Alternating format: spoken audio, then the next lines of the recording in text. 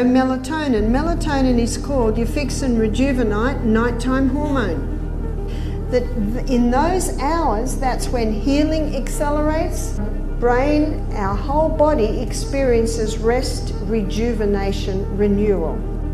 And what can you do to increase the output of those hormones? Exercise.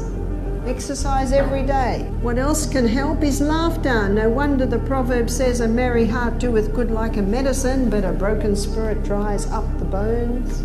Sunshine. Sunshine in the day increases your ability to sleep better at night because sunshine increases the output of these hormones. You see, light and dark signals are fed through the optic nerve to a control center in the brain where your body clock is located. And your body clock communicates with the pineal gland. And when your eyes are getting sunshine in the day, you actually sleep better at night. You're sleeping in the dark. Fasting.